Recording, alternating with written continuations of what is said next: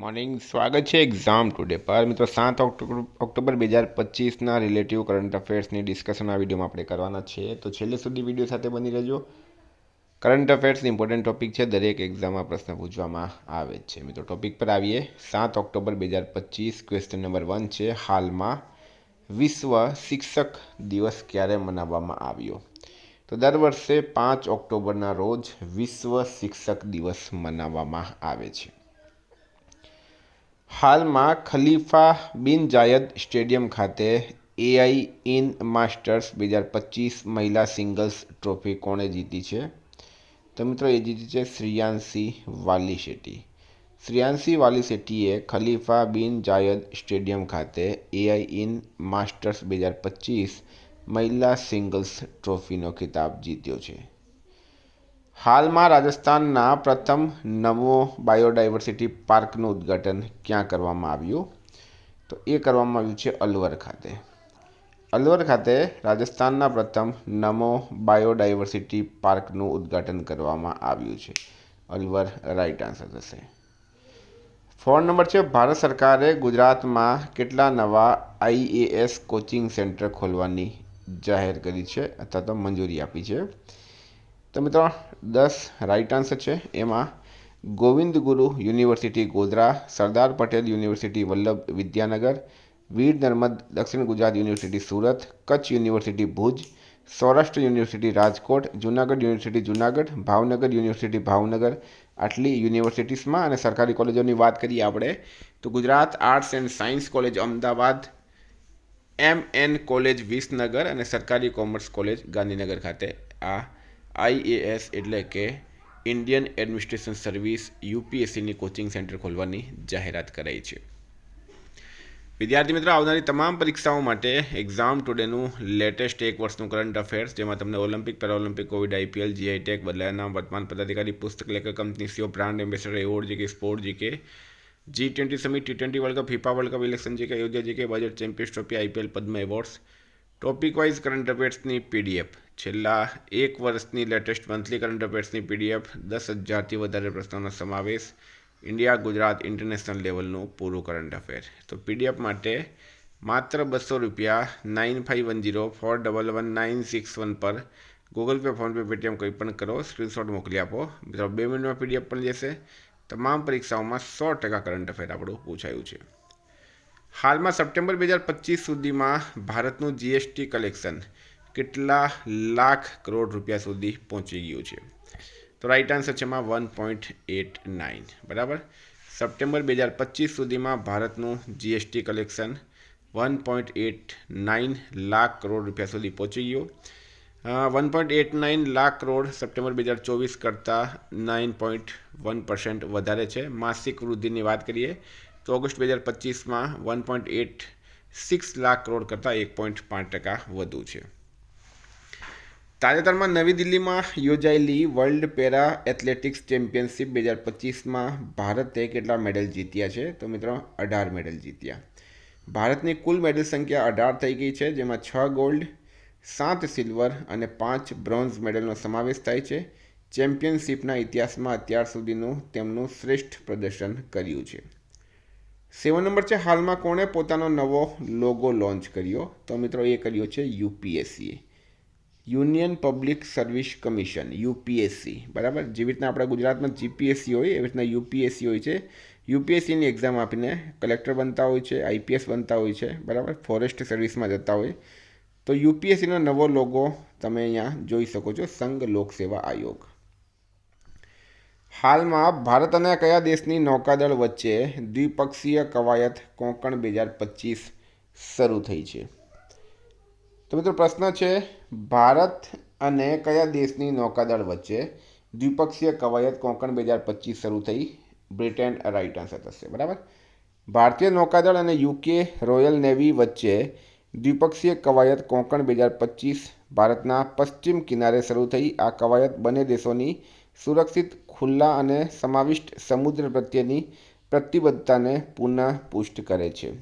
મિત્રો યુકેની વાત થઈ, કેપિટલ છે લંડન, કરન્સી છે પાઉન્ડ સ્ટર્લિંગ, પીએમ છે કેર સ્ટારમર. તાજેતરમાં BWF વર્લ્ડ જુનિયર ચેમ્પિયનશિપ 2025 ક્યાં યોજાશે? તો એ ભારત ખાતે યોજાશે, બરાબર. BWF વર્લ્ડ જુનિયર ચેમ્પિયનશિપ જે છે એ ભારતમાં થશે. હાલમાં કોણે હિલિયોસ્ફિયર અને અવકાશ હવામાનનું અન્વેષણ કરવા માટે IMAP મિશન શરૂ કર્યું છે? તો આમાં નાસા રાઇટ આન્સર થશે. નાસા અમેરિકાની સ્પેસ એજન્સી છે મિત્રો. નાસાની સ્થાપના 29 જુલાઈ 1958ના રોજ થઈ હતી. એનું મુખ્યાલય વોશિંગ્ટન DC ખાતે આવેલું છે. એના હાલમાં એડમિનિસ્ટ્રેટર છે જેનેટ પેટ્રો. હાલમાં પૂર્વોત્તરનું કયું રાજ્ય રેલ નેટવર્કથી જોડાયું છે? તો મિત્રો આમાં મિઝોરમ રાઇટ આન્સર થશે. PM મોદીએ બેરાબી સેરાંગ નવી લાઇનનું ઉદ્ઘાટન કર્યું છે, બરાબર. વડાપ્રધાન નરેન્દ્ર મોદી દ્વારા બેરાબી સેરાંગ નવી રેલ લાઇનનું ઉદ્ઘાટન કરવામાં આવ્યું, જેનો ખર્ચ ₹8,000 કરોડથી વધુ છે. આ લાઇન દ્વારા મિઝોરમની રાજધાની આઇઝોલ પહેલીવાર ભારતીય રેલવે નેટવર્ક સાથે જોડાઈ છે. હાલમાં ભારતીય નૌસેનાએ XPR-25માં વૈશ્વિક સબમરીન બચાવ ક્ષમતા ક્યાં દર્શાવી છે? તો સિંગાપુર રાઇટ આન્સર થશે. ભારતીય નૌકાદળે રિપબ્લિક ઓફ સિંગાપુર નેવી દ્વારા આયોજિત પેસિફિક રીચ 2025 કસરત દરમિયાન તેની સબમરીન બચાવ ક્ષમતાઓનું પ્રદર્શન કર્યું છે. સિંગાપુરનું કેપિટલ છે સિંગાપુર સિટી. કરન્સી છે સિંગાપુરી ડોલર. પ્રેસિડેન્ટ છે થર્મન ષણમુગરત્નમ અને પ્રાઇમ મિનિસ્ટર છે લોરેન્સ વોંગ. હાલમાં ભારત સંયુક્ત રાષ્ટ્રના સૈન્ય યોગદાન આપનારા દેશોના વડાઓના સંમેલનનું આયોજન ક્યાં કરશે? તો એ કરશે ન્યૂ દિલ્હી ખાતે. આ પરિષદ 30થી વધુ દેશોના વરિષ્ઠ લશ્કરી નેતાઓને એકત્ર કરીને સંયુક્ત રાષ્ટ્ર શાંતિ રક્ષાના ભવિષ્ય અંગે ચર્ચા કરશે, જેનો મુખ્ય ઉદ્દેશ્ય સહયોગને મજબૂત બનાવવા અને તૈયારીઓ વધારવાનો છે. 14 નંબર છે તાજેતરમાં નમો સેમિકન્ડક્ટર લેબોરેટરી ક્યાં સ્થાપિત થશે? તો એ થશે ભુવનેશ્વર ખાતે. IIT ભુવનેશ્વર ખાતે લગભગ 5 કરોડ રૂપિયાના ખર્ચે નમો સેમિકન્ડક્ટર લેબોરેટરી સ્થાપના કરવામાં આવશે. પ્રયોગશાળામાં સેમિકન્ડક્ટર તાલીમ, ડિઝાઇન અને ફેબ્રિકેશન માટે જરૂરી સાધનો અને સોફ્ટવેર ઉપલબ્ધ થશે. 15 નંબર છે ગૃહમંત્રી અમિત શાહે તાજેતરમાં 825 કરોડ રૂપિયાના વિકાસ પ્રોજેક્ટ્સનું ઉદ્ઘાટન ક્યાં કર્યું? તો એ કર્યું છે કુરુક્ષેત્ર ખાતે. કુરુક્ષેત્ર રાઇટ આન્સર થશે. હાલમાં કોણે પોતાનું પુસ્તક મહાત્મા ગાંધી અને પર્યાવરણ ગાંધીવાદી પર્યાવરણીય વિચારનું વિશ્લેષણ લખ્યું છે? TN ખોસુ રાઇટ આન્સર છે.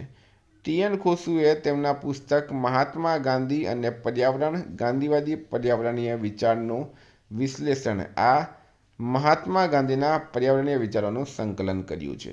હાલમાં માનેસરમાં નમો વનનો શિલાન્યાસ કોણે કર્યો? તો રાઇટ આન્સર છે મિત્રો આમાં ભૂપેન્દ્ર યાદવ. કેન્દ્રીય પર્યાવરણ મંત્રી ભૂપેન્દ્ર યાદવે વન્યજીવન સપ્તાહ 2025ની ઉજવણીની શરૂઆત કરવા માટે માનેસરમાં નમો વનનો શિલાન્યાસ કર્યો. વન્યજીવન સપ્તાહની થીમ છે આ વર્ષની થીમ સેવા મહોત્સવ, બરાબર. શું છે થીમ? આ વર્ષની થીમ છે સેવા મહોત્સવ. તો મિત્રો વાત હતી કરંટ અફેર્સની, વાત કરીએ રિવિઝનની. 6 ઓક્ટોબર 2025 તાજેતરમાં વિશ્વ પશુ દિવસ ક્યારે ઉજવવામાં આવ્યો? 4 ઓક્ટોબર રાઇટ આન્સર છે. હાલમાં ક્યાં રામચંદ્રન મ્યુઝિયમ ખુલશે? કેરળ રાઇટ આન્સર છે. હાલમાં ગુજરાત ભાજપના નવા પ્રમુખ કોણ બન્યા છે? જગદીશ વિશ્વકર્મા. હાલમાં જારી હુરુન રીચ લિસ્ટ 2025માં કોણ ટોપ પર રહ્યું છે? મુકેશ અંબાણી. હાલમાં કયા દેશે અલ્ઝાઇમર ડ્રગ લેકેનમેબને પ્રારંભિક તબક્કામાં ઉપયોગ માટે મંજૂરી આપી? ઓસ્ટ્રેલિયા રાઇટ આન્સર છે. તાજેતરમાં સાને તાકાઇચી કયા દેશના પ્રથમ મહિલા વડાપ્રધાન તરીકે ચૂંટાયા? તો મિત્રો જાપાન રાઇટ આન્સર છે. આમાં ભારતે કયા દેશ સાથે પરસ્પર કાનૂની સહાય સંધિ લાગુ કરી? તો સિંગાપુર. તાજેતરમાં ISSF જુનિયર વર્લ્ડ કપમાં મેડલ ટેલીમાં કોણ ટોચ પર રહ્યું છે? તો ભારત ટોચ પર રહ્યું. કઈ કંપનીનું મૂલ્યાંકન $500 અબજ સુધી પહોંચ્યું છે? તો OpenAIનું. હાલમાં કયા મંત્રાલય દ્વારા દેશનું પ્રથમ રાષ્ટ્રીય બાયો ફાઉન્ડ્રી નેટવર્ક શરૂ કરવામાં આવ્યું? સાયન્સ અને ટેક મંત્રાલય.